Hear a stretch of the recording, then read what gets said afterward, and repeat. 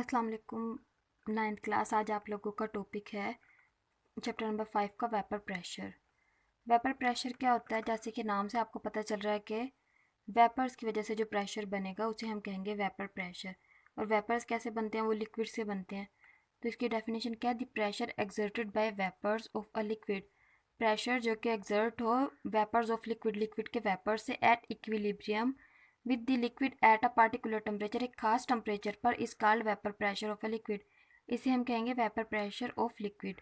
The equilibrium is a state. अब ये जो ऊपर लिखा था इक्विलिब्रियम, इसका क्या मतलब है? Equilibrium is a state when rate of vaporization and rate of condensation is equal to each other but in opposite direction।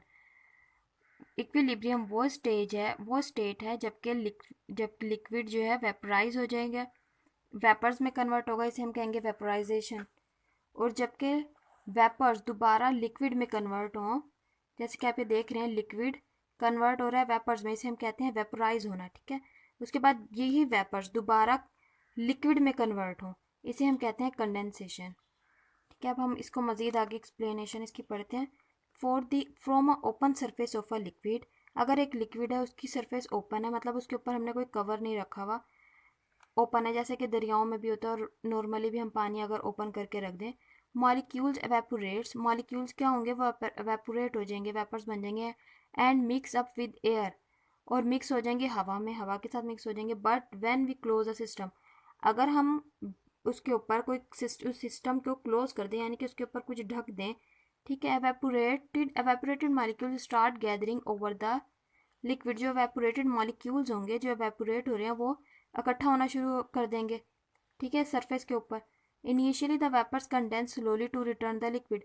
Start में क्या होगा? जो वेपर्स बन रहे हैं लिक्विड से, वो वापस कंडेंस भी होंगे आहिस्ता आहिस्ता, जैसे कि इधर लिक्विड से वेपर्स बन रहे थे, तो फिर वो आराम आराम से कंडेंस भी होंगे। ठीक है, स्टार्ट में ऐसा होगा।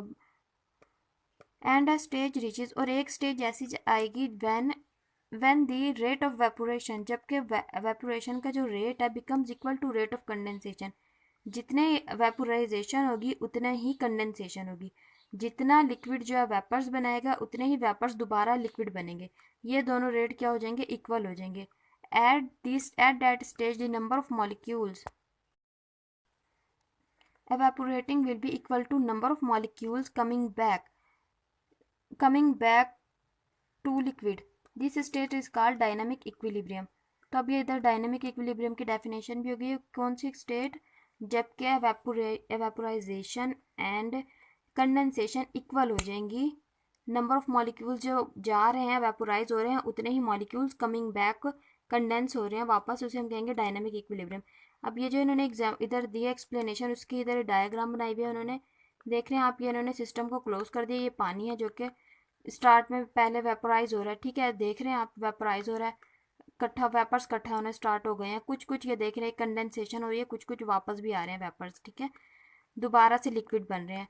इधर देखें आप, जितने रेट ऑफ वेपराइजेशन है उतने ही कंडेंसेशन है, ठीक है, इसे कहेंगे डायनामिक इक्विलिब्रियम।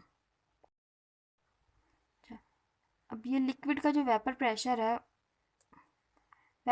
है वो डिपेंड करता है इन फैक्टर्स के ऊपर। Nature of liquid, size of molecules and temperature. Nature of liquid क्या है? Vapour pressure depends upon the nature of liquid.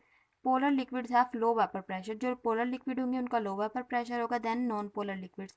Eight the same temperature, एक ही टेम्परेचर पर अगर दोनों को, एक पोलर लिक्विड को और नॉन पोलर को रख दिया जाए, तो जो पोलर लिक्विड होते हैं उनका लो वेपर प्रेशर होता है, जबकि नॉन पोलर का ज़्यादा होगा इनके मुकाबले में। This is because strong intermolecular forces between the polar molecules of liquids. किस वजह से होता है? क्योंकि ये किस वजह से होता है कि पोलर मॉलिक्यूल्स के अंदर इंटरमॉलिक्यूलर फोर्सेज जो है वो स्ट्रॉन्ग है, ठीक है, इस वजह से उनका वेपर प्रेशर लो होगा, उन्हें ज़्यादा हीट अप चाहिए होगी ना अपने इंटरमॉलिक्यूलर फोर्सेज को ओवरकम करने के लिए। For example, water has less vapour pressure than that of alcohol at the same time. तो वो कह रहे हैं वाटर का जो वेपर प्रेशर है वो क्या होता है? लेस होता है, ठीक है, क्योंकि इसके अंदर इंटरमॉलिक्यूलर फोर्सेस ज़्यादा हैं अल्कोहल की निस्बत। अच्छा, उसके बाद क्या है? Size of molecules. Small size molecules can easily evaporate than big size molecules. जो छोटे स्मॉल साइज मॉलिक्यूल्स होंगे वो जल्दी एवेपोरेट हो जाएंगे बिग साइज मॉलिक्यूल्स के। Hence small size molecule liquid exert more vapour pressure. जो स्मॉल साइज मॉलिक्यूल्स हैं वो ज़्यादा वेपर प्रेशर लगाते हैं। For example hexane has small size molecule as compare to decane. Hexane small molecule है तो ये जल्दी एवेपोरेट हो जाएगा, ठीक है, डिकेन की निस्बत। उसके बाद है टेम्परेचर, लास्ट फैक्टर जो इफेक्ट करता है वेपर प्रेशर को। At high temperature vapour pressure is higher than at low temperature. कह रहे हैं हाई टेम्परेचर पर क्या होता है, vapour pressure higher than at low temperature. At elevated temperature, the kinetic energy of molecules increases enough to enable them to vaporize exert pressure. Kinetic energy increase हो जाती है कि टेम्परेचर हाई होने से, इस वजह से जो है इसका वेपर प्रेशर ज़्यादा होता है। जब काइनेटिक एनर्जी ज़्यादा हो जाएगी तो वो जल्दी वेपोरेट हो जाएंगे और ज़्यादा एक्सर्ट करेंगे प्रेशर, इस वजह से इसका वेपर प्रेशर ज़्यादा होगा। अब इधर इन्होंने एक टेबल दिया हुआ है कि जिसमें relationship of vapour pressure of water with temperature के साथ दिखाया गया है।